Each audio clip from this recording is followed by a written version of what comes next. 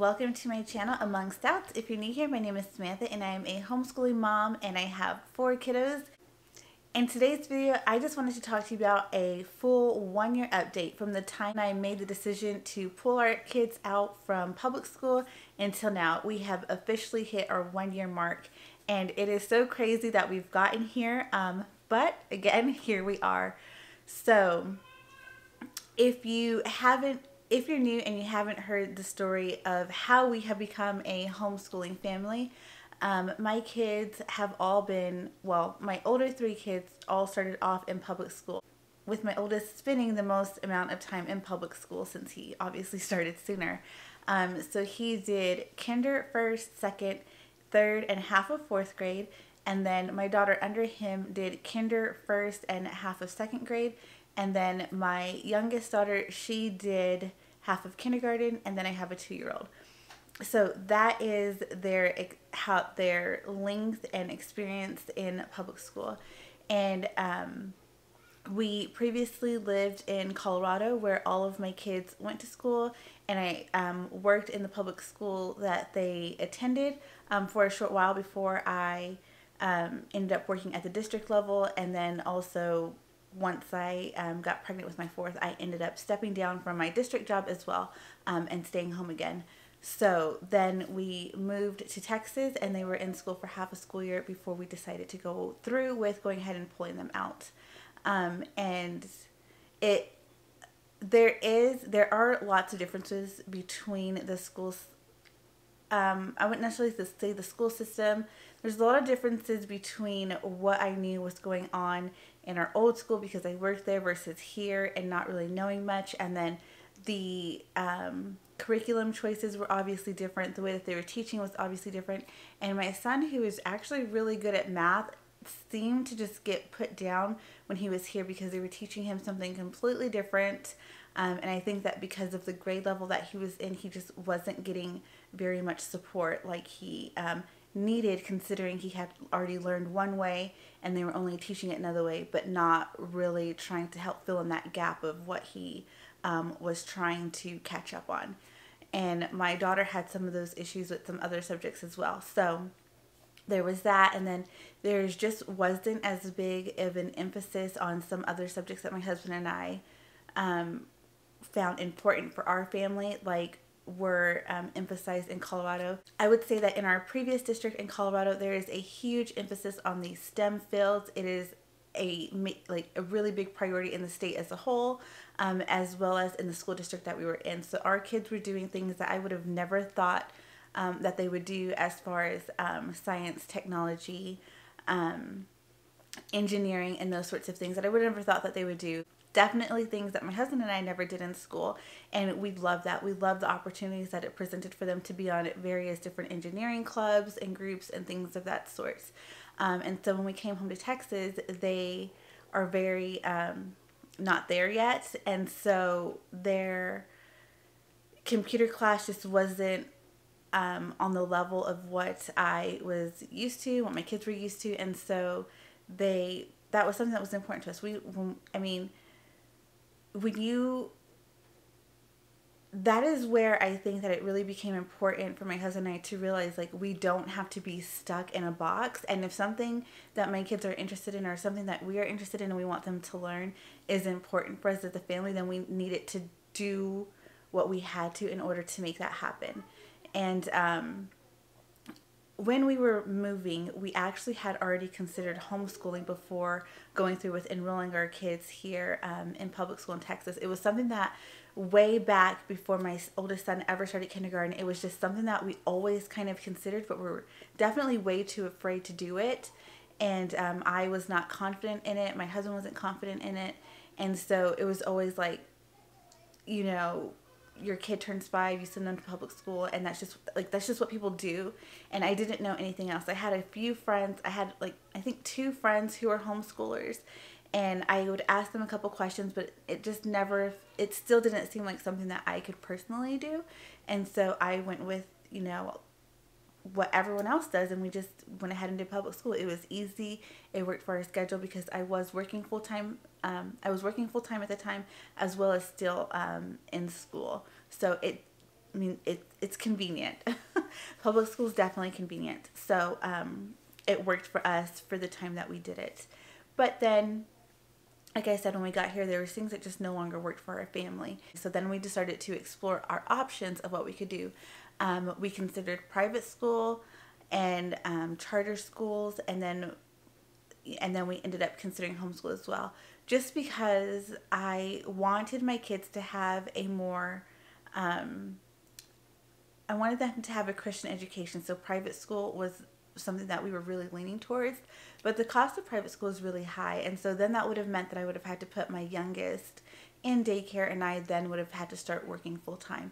And that isn't something that I wanted to do. I was like fully committed on being able to stay home with my youngest and not going back to work full time. Part time is more something that I like to do because I like to be available to take my kids to all of their activities and to just be more home with them and in their lives more than I was even whenever I was working full time in the past.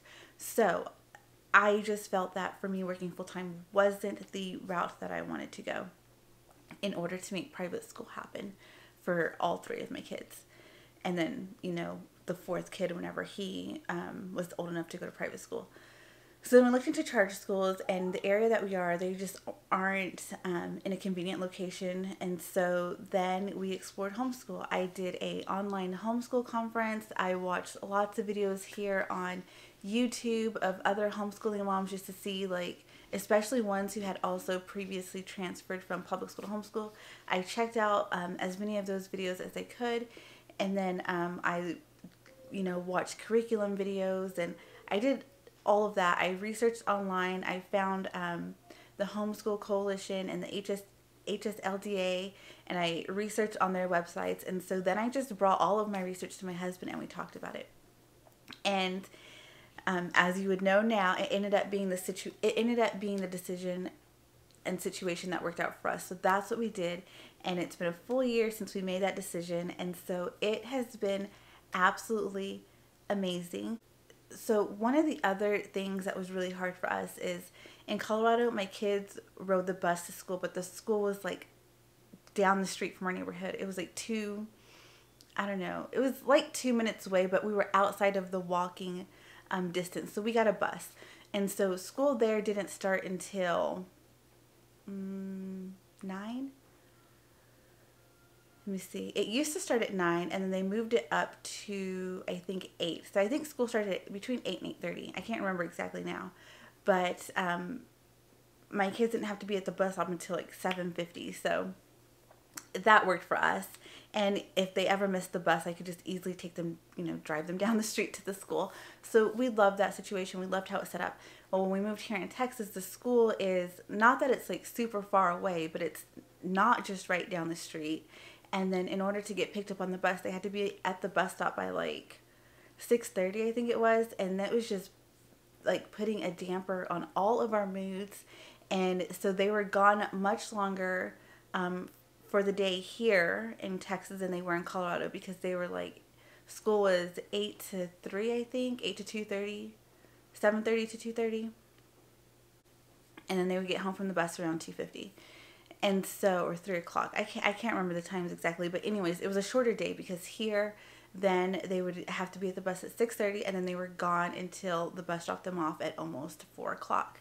So it was just a really long day, and honestly, I missed my kids. Over the summer, when we left Colorado, we sold our house, we sold everything, and we moved to Texas. And we moved down here on faith because we just felt like we needed to come back. And it was completely on faith. We sold everything there. My husband left his job, and he didn't have a job. I didn't have a job. We didn't have anything when we moved here to Texas. So we kind of bounced around back and forth between his family and my family until we figured out our situation. He got a job close to where we live now. We found a house, and we were able to close on our house in 30 days. And so everything ended up working out. But throughout the summer, it was just like we were so tight-knit and so close together and always together. And so when my kids started going to school that August, and they were gone for much longer, I just missed them. I missed them so much. And that was actually the first time that I ever really had felt that. I don't know why it was different, because I don't know if it's because we had spent so much time together during the summer or what it was, but it was just different. I just missed them in a way. I missed them in a way that I hadn't ever really experienced while they were off to school in Colorado. And again, I did work in their school, so that I would see them here and there. So there's also that. But when I wasn't working, I was staying home with my youngest after he was born. I still didn't feel like that. I mean, you always miss your kids, but I still didn't feel it like to my core, like, oh my gosh, I want my kids home already. And so there was that. And so now on to the transition. So like I said, I did a homeschool conference. I did research on thsc.org, which is our our Texas Homeschool Coalition. So if you have any questions about homeschooling at all, you need any help, any support, any resources, that's where you need to go. So I did research on their website just to figure out how to do it, what all entailed of me, what was required, and just figuring out all of the legalities of homeschooling in Texas. So then I also checked out HSLDA again to figure out, just doing more research around all of that. And then I used YouTube. I used YouTube to figure out what am I even going to teach me? Like, what am I going to teach my kids? Texas only has like 5 subjects that you actually are required to teach each year, and I can link my my video for the Texas requirements down below. If you're in Texas and considering homeschooling, definitely check out that video. I gave you all of the information that I used to start homeschooling here mid-school year. So that's the other thing, is I did pull my kids out mid-school year. I didn't wait for the end of the year, which ended up being the best decision, because shortly after, I mean, I pulled my kids out, they stopped going in January, and then COVID hit in March and the schools closed down. So in hindsight, that ended up being a really good decision. And by the way, guys, I'm really sorry if you can hear squeaking and laughter and stuff. My windows here are towards the backyard, and almost right up against it is the kids' trampoline. And they're out there jumping on the trampoline because it's snowing outside. So I apologize about that. But so what I did was I got on YouTube and I just searched like homeschool curriculum, and I went video after video for a couple weeks, day after day, just sifting through people's videos, their curriculum reviews, their routines, and their schedules, and just trying to figure out if I could make this work if I made the decision. And so then I just went for it. My husband and I, we said, this is what we're doing. We're not waiting, because once we made the decision to do it, we did go back and forth. Well, do we let them wait? Do we pull them out now? Like, what do we do? In the end, like I already mentioned, we pulled them out then, so right after the Christmas break. And the first curriculum that I purchased was everything from Master Books. So I bought Master Books Language Lessons for Living Education, which is the language arts. I bought their Math Lessons for Living Education. I bought their one of their science books. I think it's Life for Beginners. I bought my storybooks for socials. Trying to think of what else I got. And then I also purchased handwriting curriculum from The Good and the Beautiful. And I think that's all that I started off with. And so that was all that we started off with. And when my kids, and the one thing that I didn't do that I would definitely recommend that you do is take people's advice seriously whenever they tell you to do the assessments before ordering a curriculum, because everything is leveled differently than what they are according to like your public school system. So just because your kid is in grade 4, that doesn't necessarily mean that they're in level 4. And so what I did was, with that first purchase order that I made, I bought everything for my kids for Master Books and the level that was according to their grade. And every single one of them, my daughter's level K, my other daughter's level 2, and my son's level 4, I think it was, were all really, really easy for them. So what they ended up doing was, because it was so easy, they did a week's worth of work each day, and they just flew through it. So that's what they did, and they got through those books before, I can't remember if it was before spring break or right after spring break, but they got through those books fairly quickly. And so then I found Gather Round Homeschool. And so then I purchased the Gather Round Homeschool Oceans unit and the Gather Round Homeschool Africa unit. And that is what we did to finish off our school year. Also did purchase the math and language lessons for living education, like the next level up for my kids, because I still wanted them to do those. So then I purchased the Gather Round Homeschool, and I purchased language arts again and then math again in the next level up after they had already finished those. And that's how we finished off our school year. And so then what I did when they were done is I just spent the rest of the summer, the spring and summer, just trying to figure out, and I'm still in the middle of trying to figure out because I'm still new and I'm still learning all of the things, but just trying to figure out what works for us, what schedule works for us, and things like that. And I know it's going to be always changing because there's, as my kids get older, they're in different parts of their life and different parts of things. Like eventually my youngest is going to be in school, so our schedule will look a little bit different. But for right now, I think that I am beginning to find a routine that works for us in our home that doesn't necessarily mimic or copy anything that I saw on YouTube. Because I did that in the beginning, is I tried to pull what other people did and completely replicate that into my homeschool. I did that, but I also, the other thing that I try to do is I try to replicate public school as well, as far as scheduling and what my expectations of what my kids were doing, and then they had to be busy all the time doing something, and that's just having a kid in public school, working in public school, that just comes with the territory. You have to untrain your own brain from that public school setting, as well as work to untrain your kids' brains from that public school setting. And we're still in the thick of it. We're still in the thick of, especially my oldest, getting him out of some of those public school ways that he was so used to. But my 6-year-old, she's done really great. But again, she only spent half of kindergarten in public school, so it's been a much easier transition for her than, say, my now 11-year-old who spent most of his time in public school. Okay, so let's see, what else did I want to talk to you guys about in this one year? I'm just really excited that we've made it a full year. And the other thing, I've said this in videos before, but in my short 1-year experience, I really do believe that having a community that you can have alongside of you. And so for us, that is our CC, our Classical Conversations community. But don't feel tied to having to do a program. You could do other co-ops, other homeschool groups, or simply just go and find, if you go and hang out at the library in the middle of the day, I'm sure you'll find other homeschool moms. So, and you can just make friends and then start something on your own. Start a homeschool group that meets at your house once a week or something of that sort, just because it's really hard to go at it alone.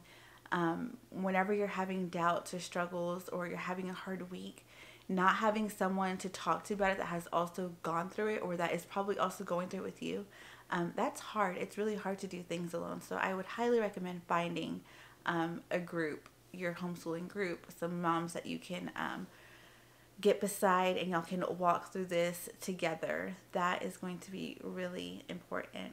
Okay, so let's see. What else?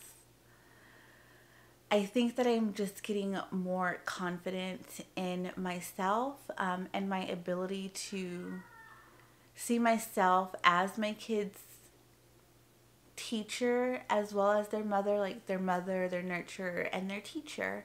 I, even with having worked with kids in the past and teaching other kids, for me, it was still a little hard to take in, oh, now I'm your teacher as well as your mom. And it can be easy for us to forget that first 5 years when your kids are learning all of those early stages of life, you're still teaching them. Nothing that your kid does in the first 5 years of their life is just given to them. All behavior is learned behavior, and I stick by that statement 100%. So when your kid starts crawling, when they start baby talking, whenever they're saying their first words, whenever they start walking, whenever they throw a ball, whenever they do all of these things in your home for the first 5 years, you've taught them that. So I just want you, if you are considering homeschooling and you are nervous about teaching your kids, just know that you are 100% effective at teaching your kids in those first 5 years of their lives, and you will be just as successful in the next, 13 years of their life. Even if they're going to public school, I'm sure there's life lessons that you're teaching your kids on a daily basis. So while we are their mothers and their fathers, in everyday life, we are still their teachers. So I just don't want you to let the fact that you're their teacher now stop you from going through with homeschooling because you feel like you can't do it. All of us can do it. I promise you that we can all do it. And so I think that's all I have to say. I made the mistake of not making a list for this video. And as you guys can see, when I don't make a list, I tend to not know what to talk about, or I get off track.